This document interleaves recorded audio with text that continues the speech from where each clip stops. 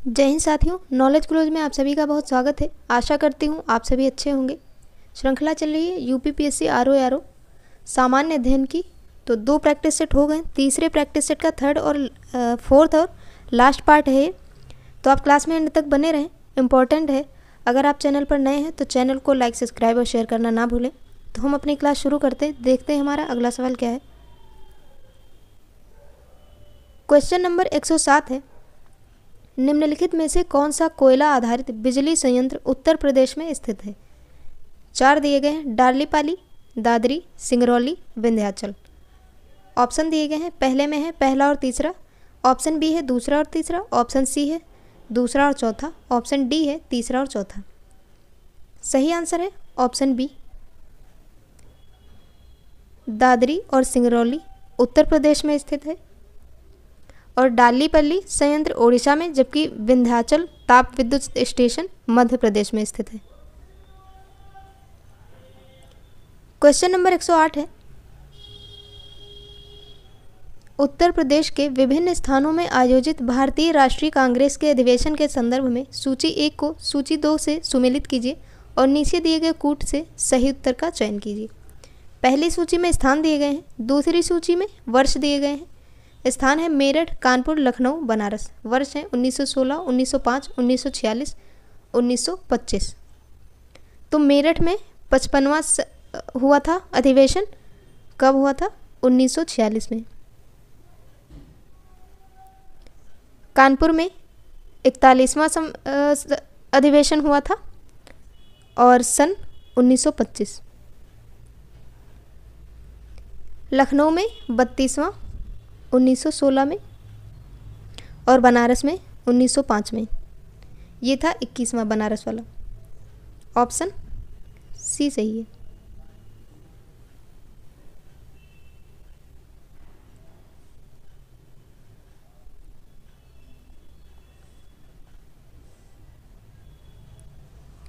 Question number 109 है, निम्नलिखित में से कौन सा एक सुमेलित नहीं है। पहली सूची नहीं, कौन सा सुमेलित नहीं ये बताना। उत्तर प्रदेश के लोकगीत हैं, क्षेत्र है स्थान, किस क्षेत्र से कौन सा लोकगीत कौन सा प्रसिद्ध है, कहाँ का। आल्हा बुंदेलखंड का सुमेलित नहीं पूछ रहा। आल्हा बुंदेलखंड सही है। बिरहा पूर्वी उत्तर प्रदेश, कजरी रुहेलखंड, यही ऑप्शन होगा जो सुमेलित नहीं है। कजरी रुहेलखंड का नहीं है, कजरी है मिर्ज़ापुर का। चैता है अवध एवं भोजपुर क्षेत्र, तो ये भी सही है। रुहेलखंड का जो है वो है लावड़ी। क्वेश्चन नंबर 110 है, उत्तराखंड के अलग हो जाने के पश्चात उत्तर प्रदेश में कौन सी जनजातियां रहती हैं। एक दिया गया थारू, खासी, बुक्सा, राजी। ऑप्शन दिए गए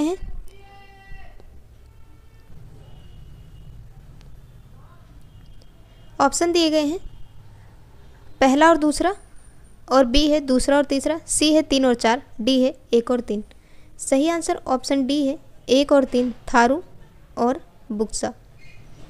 ये जनजातियाँ उत्तर प्रदेश में रहती हैं। 2011 की जनगणना के आंकड़ों के अनुसार उत्तर प्रदेश राज्य में अनुसूचित जनजातियों की जो जनसंख्या है वो 0.6% है। राज्य में जो दूसरी निवास करने वाली जनजातियाँ वो थारू, बुक्सा, खरवार और सहरिया। जनसंख्या की दृष्टि से राज्य की सबसे बड़ी जनजाति थारू है। थारू जो उत्तर प्रदेश में लखीमपुर नेपाल बॉर्डर पर रहते हैं सबसे ज़्यादा जनसंख्या में। अब क्वेश्चन नंबर 111 से लेकर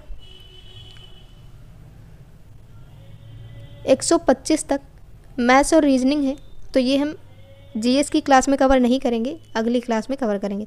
क्वेश्चन नंबर 126 है, नेपाल भारत संयुक्त आयोग की बैठक के संबंध में कौन सा विकल्प सही नहीं है।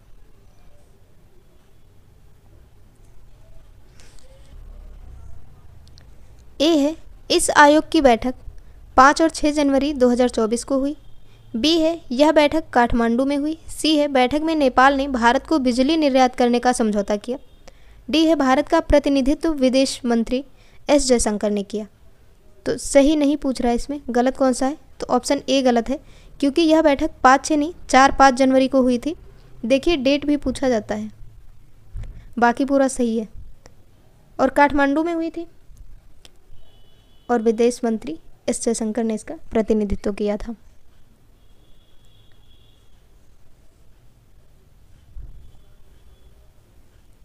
क्वेश्चन नंबर 127 है, फरवरी 2024 में किसे फिट इंडिया मूवमेंट का नया ब्रांड एम्बेसडर चुना गया?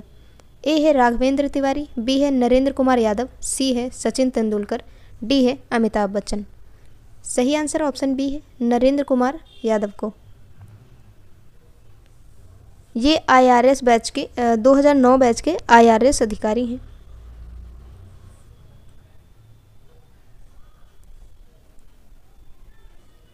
क्वेश्चन नंबर 128 है, महिला प्रीमियर लीग 2024 के संदर्भ में निम्नलिखित कथनों पर विचार कीजिए। पहला स्टेटमेंट है, महिला प्रीमियर लीग का यह दूसरा संस्करण है। दूसरा है, महिला प्रीमियर लीग के फाइनल मुकाबले में दिल्ली कैपिटल्स विजेता टीम रही। विजेता टीम दिल्ली कैपिटल्स। गलत उत्तर का चयन करना है। पहले ऑप्शन में है केवल पहला गलत है, दूसरे में है केवल दूसरा गलत, सी में है 1 और 2 दोनों गलत, डी में है उपर्युक्त में से कोई नहीं। सही आंसर ऑप्शन बी है, यानी कि दूसरा स्टेटमेंट गलत है, पहला स्टेटमेंट सही है। महिला प्रीमियर लीग का दूसरा संस्करण था तो सही है। और गलत क्यों है?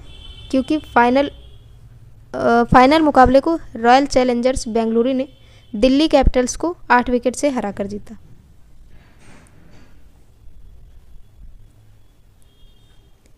क्वेश्चन नंबर 129 है, बजट अनुमान 2024-25 में प्रमुख योजनाओं को आवंटित धन में कौन सा सही सुमेलित नहीं है? योजना का नाम है एक लिस्ट में और दूसरी साइड धन का आवंटन है।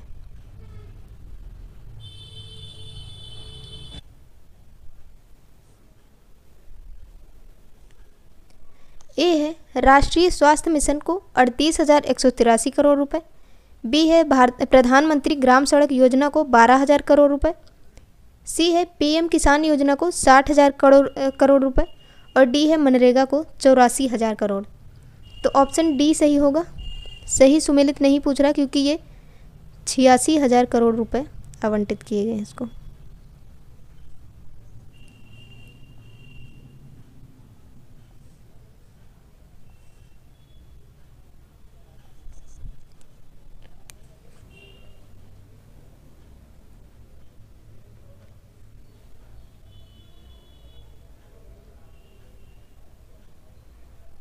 क्वेश्चन नंबर 130 है, सूची 1 को सूची 2 के साथ मिलान करना है।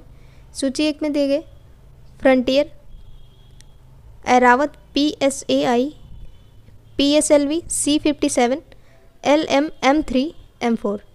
और दूसरी सूची में जो दिए गए हैं कि ये हैं क्या? दुनिया का सबसे तेज supercomputer Chandrayaan 3, Aditya L1 Bharat का सबसे तेज सुपर कंप्यूटर। तो फ्रंटियर क्या है? ये है दुनिया का सबसे तेज सुपर कंप्यूटर। ऐरावत PSAI क्या है? भारत का सबसे तेज सुपर कंप्यूटर, ये भारत का है, फ्रंटियर दुनिया का है। PSLV C57 क्या है? आदित्य L1 मिशन, इसी से भेजा गया था। और LV M3 M4 Chandrayaan 3 mission. Option B सही है। क्वेश्चन नंबर 131 है, 11 जनवरी 2024 को राष्ट्रपति द्रौपदी मुर्मू द्वारा स्वच्छ सर्वेक्षण 2023 के परिणाम घोषित किए गए। निम्नलिखित में से कौन सा कथन सही नहीं है? ए है इंदौर और सूरत सबसे स्वच्छ शहर घोषित किए गए, बी है महाराष्ट्र सबसे स्वच्छ प्रदेश के रूप में घोषित हुआ, सी है स्वच्छ प्रदेशों की सूची में यूपी को 9वां स्थान प्राप्त हुआ है, डी है प्रयागराज की घोषणा शीर्ष गंगानगर के रूप में की गई है। तो ऑप्शन डी गलत है। स्वच्छ सर्वेक्षण 2023 के अनुसार शीर्ष गंगानगर क्रमशः वाराणसी और प्रयागराज हैं। शीर्ष पर जो है वो वाराणसी है, उसके बाद प्रयागराज है, यानी कि ये दूसरे नंबर पर है। क्वेश्चन नंबर 132 है, स्टैच्यू ऑफ सोशल जस्टिस के संबंध में निम्नलिखित कथनों पर विचार कीजिए।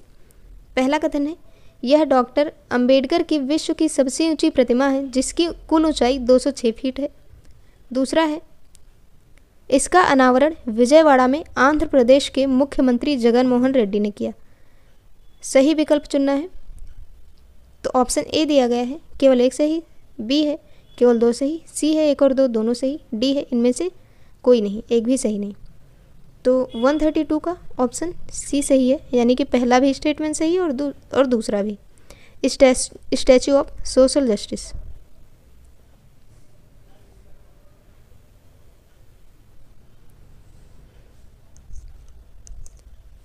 यह डॉक्टर अंबेडकर की विश्व की सबसे ऊंची प्रतिमा है।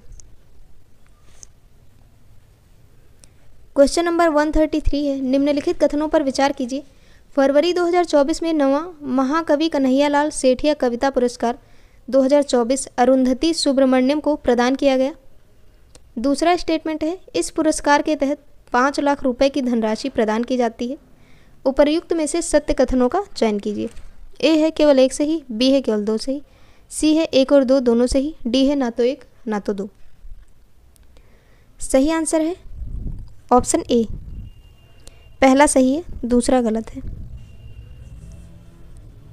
क्योंकि इस पुरस्कार के तहत 5 लाख नहीं 1 लाख रुपए की धनराशि प्रदान की जाती है। क्वेश्चन नंबर 134 है, 2 स्टेटमेंट दिए गए हैं और सही कथन पहचानना है। REC को the asset AAA awards for sustainable finance 2024 में सर्वश्रेष्ठ हरित बॉन्ड कॉरपोरेट पुरस्कार प्रदान किया गया। 2 है, REC कंपनी की स्थापना वर्ष 2001 में हुई थी। ऑप्शन ए है केवल पहला सही, ऑप्शन बी है केवल दूसरा सही, ऑप्शन सी है 1 और 2 दोनों सही, ऑप्शन डी है ना तो 1 और ना ही 2 सही। तो सही आंसर ऑप्शन ए है, केवल पहला सही है और दूसरा गलत है, क्योंकि इसकी स्थापना 2001 में नहीं 1969 में हुई थी।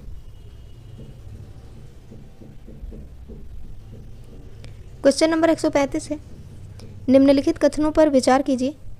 पहला कथन है, 59वां ज्ञानपीठ पुरस्कार 2023 जगत गुरु स्वामी रामभद्राचार्य संस्कृत में और गुलजार उर्दू को उर्दू में प्रदान किया गया। दूसरा कथन देखते हैं क्या है। यह पुरस्कार वर्ष 1960 से प्रत्येक वर्ष प्रदान किया जाता रहा है। सही कथन पहचानना है। पहले में दिया गया केवल 1 सही, दूसरा ऑप्शन केवल 2 सही, तीसरा है दोनों सही, चौथा है इनमें से कोई नहीं। सही आंसर है ऑप्शन डी, इनमें से कोई नहीं। गलत क्यों है देखते हैं।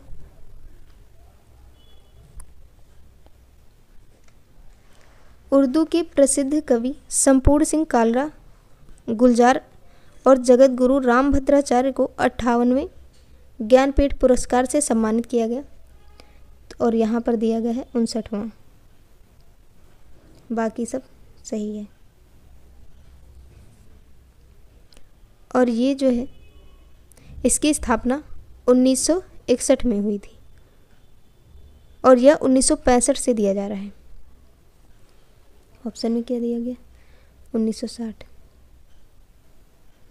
1965 से प्रत्येक वर्ष दिया जा रहा है। स्थापना 1961 में हुई थी। क्वेश्चन नंबर 136 है,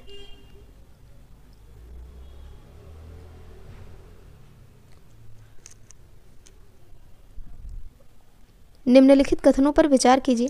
पहला कथन है, उत्तर प्रदेश सरकार द्वारा पेराई सत्र 2023-24 के लिए गन्ने की अगैती प्रजाति का मूल्य 350 रुपये से बढ़ाकर 370 रुपये प्रति क्विंटल कर दिया गया। दूसरा है, निराश्रित महिला पेंशन योजना के तहत देय पेंशन की धनराशि 500 रुपये प्रतिमाह से बढ़ाकर 1000 रुपये प्रतिमाह की गई। तीसरा है, मुख्यमंत्री कन्या सुमंगला योजना के अंतर्गत प्रावधानित राशि 15,000 रुपये से बढ़ाकर 20,000 रुपये कर दी गई। सही कथन की पहचान करें। पहले में है पहला और दूसरा सही, बी में है पहला और तीसरा सही, सी में है दूसरा और तीसरा सही, डी में है केवल पहला सही। सही आंसर ऑप्शन ए है, पहला और दूसरा सही है, तीसरा गलत है।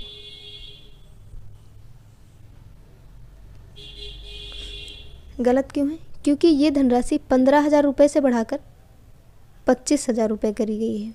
इसमें 20,000 दिया गया, इसलिए गलत है।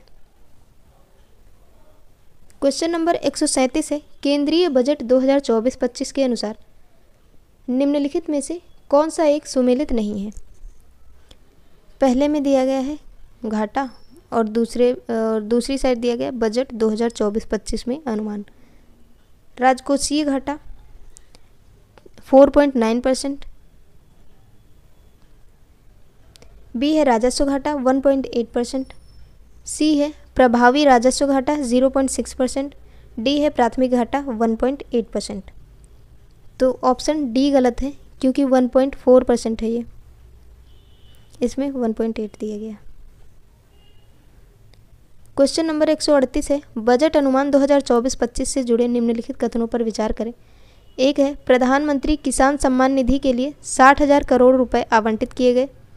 2 है, राष्ट्रीय हरित हाइड्रोजन मिशन को 600 करोड़ रुपए आवंटित किए गए।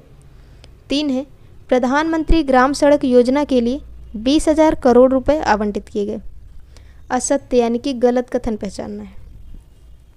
पहले में है केवल तीसरा गलत, बी है पहला और दूसरा गलत, सी है पहला और तीसरा गलत, डी है दूसरा और तीसरा गलत।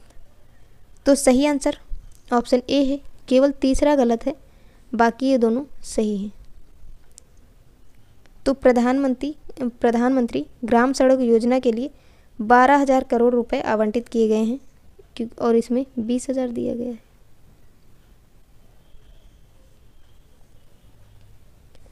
क्वेश्चन नंबर 139 है, राष्ट्रीय आरोग्य मेला के विषय में कौन सा कथन असत्य है? गलत कथन।